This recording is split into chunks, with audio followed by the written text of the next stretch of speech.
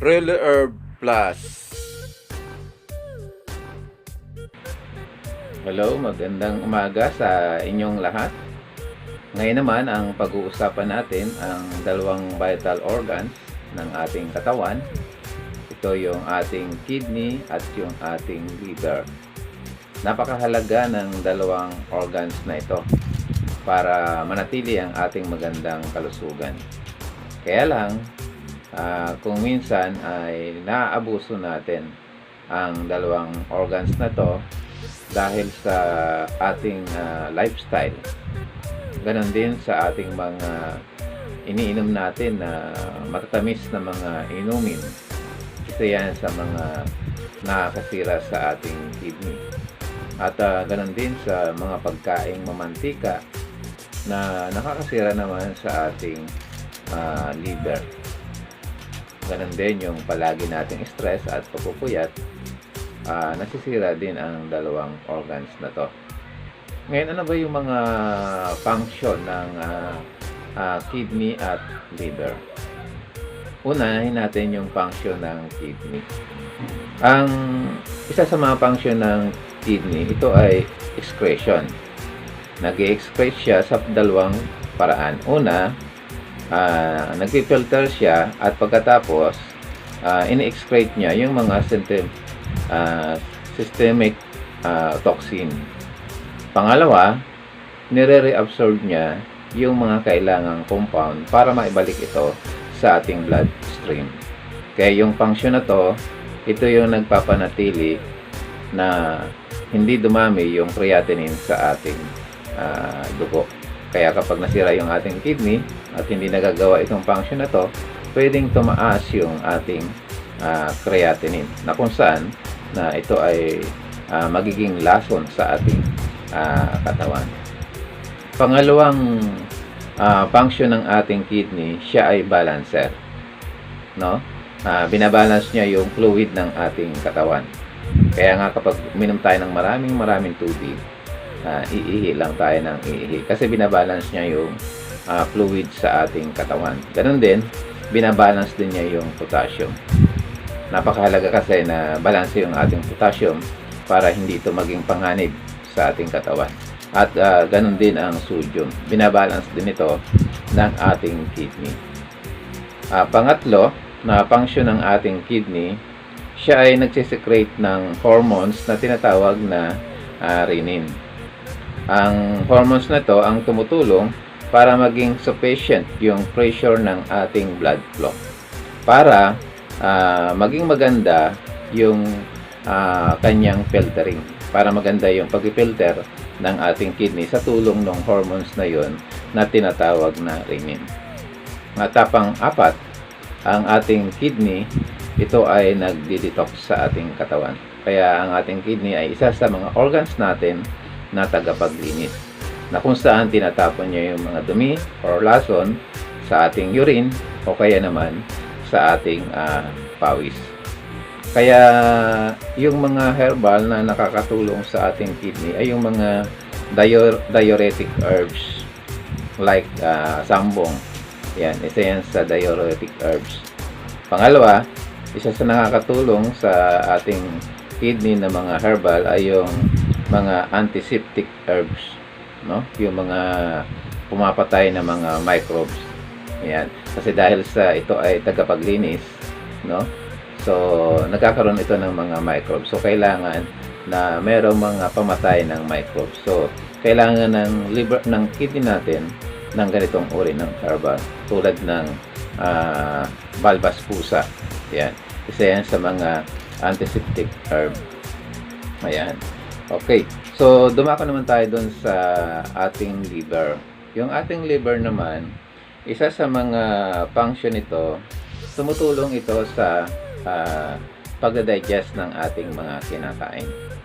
Kaya nga kapag nginunguya natin mabuti yung ating kinakain, no? So yung ating saliva pumapatak dun sa ating stomach. Ngayon nalalaman ng ating katawan kung anong uri na bagay yung tutunawin. Kaya kapag ito ay fat soluble, no? O kaya naman fats yung tutunawin ito, ang ating liver ay a-action para magbigay ito ng bile para tunawin yung ating mga kinakain. Kaya napakahalaga ng function nito ng ating liver. At sa function ng liver, no, siya rin ay isang organs na nagdi-detox sa ating dugo o naglilinis sa ating dugo, no? At yung time ng paglilinis ng ating atay ay nasa 11 ng gabi. Ayan. Kaya kung tayo ay maraming kinain sa gabi at pagkatapos magdi-detox pa yung ating atay, sobra-sobra yung kanyang trabaho. Kaya sinasuggest ng karamihan na huwag tayong kumain sa gabi. Kasi yun yung panahon ng pagdi-detox ng ating atay para linisin yung ating dugo.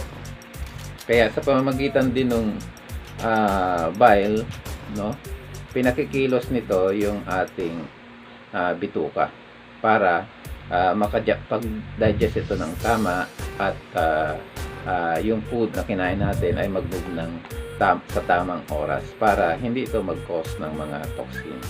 Kasi yung transit time, no, ibig sabihin yan, yung pag-move ng ating pagkain mula sa ating bibig hanggang sa ating stomach, hanggang sa ating maliit na bituka at saka dun sa ating colon. Pag ito ay na-trap, hindi kumilos, magkukos ito ng mga toxin tulad ng ammonia. Kaya kailangan mailabas din ito sa tamang oras.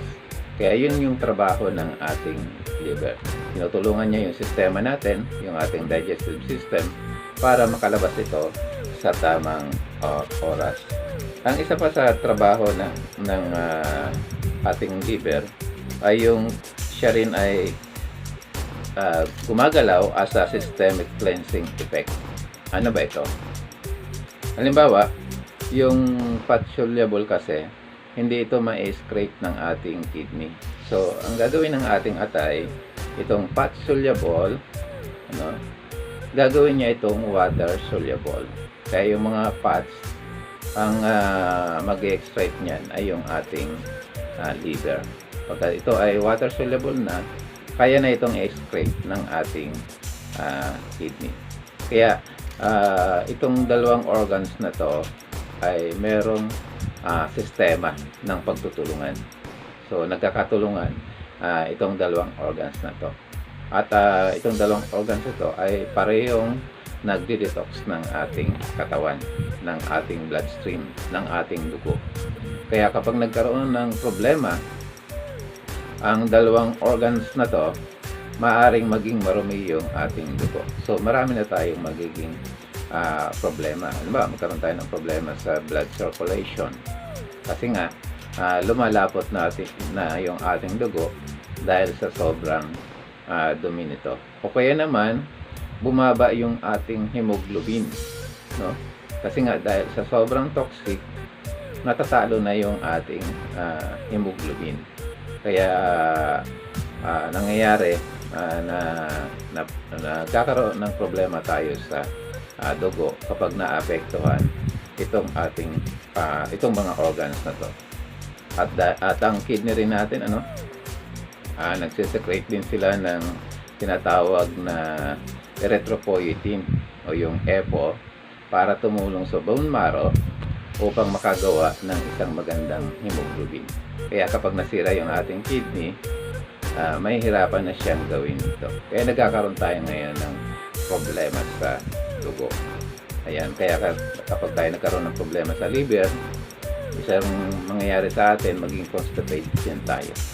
Kaya may hirapan na rin yung detoxification. Kaya napakahalaga nitong dalawang organs na to na alagaan natin. No? Dapat nating ngayon pa lang, no, bigyan nating pansin. Kasi nga, dahil dun sa mga kinakain natin, iniinom natin, sa ating lifestyle, nahihirapan itong dalawang organs na to. Lalo ngayon, naglabasan ngayon yung mga beverages na matatamis. Kaya ngayon, mas dumami ang nagkaroon ng problema sa kidney. Kaya mapapansin nyo, kahit saan lugar, meron ng dialysis center. Kasi nga, napakarami ngayon ang nagkakaroon ng problema sa sa kidney. Kaya dapat natin itong ingatan upang maproteksyonan yung ating kalusugan. Ano naman yung mga herbal and supplement na maganda sa ating kidney at sa ating liver? Ang unang maganda rito na herbal ay yung milk thistle. Yung milk thistle, ito ay may active component na tinatawag na silymarin. Ang silymarin, ito ay may kakayanang i-rejuvenate yung mga selula ng ating liver. Kaya tinutulungan ito para mabuhay muli yung himaymay ng ating atay para ito ay makapag-function muli ng maganda. Kaya yung silymarin ang isa sa natuklasan na napakahusay mag-rejuvenate ng cells ng ating liver. Isa rin sa maganda sa dalawang organs na to, yung ating kidney at yung ating atay, ay yung tinatawag na cat's whisker o yung sa Tagalog, ito ay balbas pusa. Ito kasi ay tinatawag na herbs na antiseptic or antimicrobial, no? Antibiotic siya, natural antibiotic itong herbals na to. Ang ating kidney ay prone sa mga bakterya kasi nga siya ay nagdi-detox ng ating katawan, lalo na kung madalas tayong uminom ng matatamis na mga inumin, no? Alam natin na yung matatamis na to ay siyang pagkain ng mga bad bacteria. Kaya kung ito ay nandun sa ating kidney at sa ating urine, kadalasan nagkakaroon tayo ng infection at nang lumaon, pwedeng masira yung ating kidney. Kaya nakakatulong dyan itong tinatawag na cat's whisker o balahibong pusa.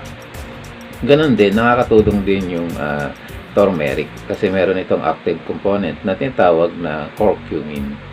Ang curcumin ay anti-inflammation. Kaya kung nagkakaroon ng pamamaga sa ating kidney at sa ating atay, tinutulungan ito ng curcumin para mawala yung pamamaga na yon. Ganon din, tumutulong din yung herbal na banaba, na isa sa herbal na matatagpuan dito sa Pilipinas. Napakaganda nung banaba kasi ito ay merong corosalic acid and ellagic acid, no? Itong dalawang compound na ito ay tumutulong para ma-neutralize, no, yung free radicals, no? Ganon din yung flavonoids, no? Napakataas ng flavonoids ng banaba. Yung neutralize nito yung mga free radical. Kaya yung mga free radical na sumasira sa ating kidney at sa ating liver, yun yung neutralize ng banaba. Ganon din, maganda rin yung herbs na sambo. Isa rin na herbal na matatagpuan dito sa Pilipinas. Ang sambong kasi, ito naman ay diuretic. Kaya tutulong ito para ma-excrete yung mga toxin sa ating katawan, no?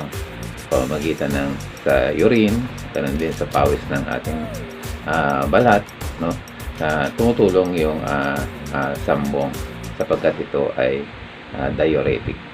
At ang isa pa, yung yung supplement na tinatawag na alpha lipoic acid, no? Ito naman ay tumutulong para mag-increase yung activity ng antioxidant enzyme na kung saan napoprotektahan yung ating kidney at atay sa mga oxidative stress and oxidative disorder. Yan, kaya lalo na doon sa mga dialysis na isa ito sa supplement na to ang tumutulong sa kanila. Kaya na bumababa yung creatinine nila kasi ginagamitan sila ng alpha lipoic acid. Yan. Kaya itong mga supplement na to at mga herbal ang siyang makakatulong sa ating kidney at liver. Ang good news dito, hindi na kailangan nating isa-isang hahanapin ito sapagkat ito ay nasa isang kapsula na. andun ito sa ating Real Herb, no, na produkto ng Premium Health provider.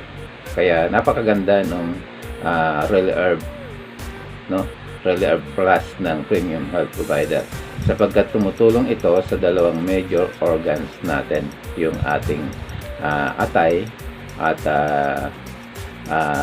kidney, sapagkat ang Real Herb Plus ay mayroong sangkap na silymarin, meron siyang cat's whisker, yung balaibong pusa, meron siyang turmeric, meron siyang banaba, meron siyang sambong, at meron siyang alpha lipoic acid, na kung saan napakaganda ng kombinasyon itong herbal na to, na kung saan nagkakaroon sila ng synergistically effect, no?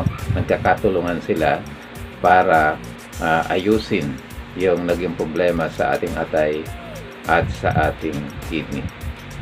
Kaya kung magte-take tayo nito araw-araw, matutulungan ito ang ating dalawang vital organs, o napakahalaga nitong dalawang organs na to, sapagkat kung ito ang masisira, napakaraming komplikasyon ang posibleng mangyari. Kaya alagaan natin ang dalawang organs na to, yung ating liver at yung ating kidney.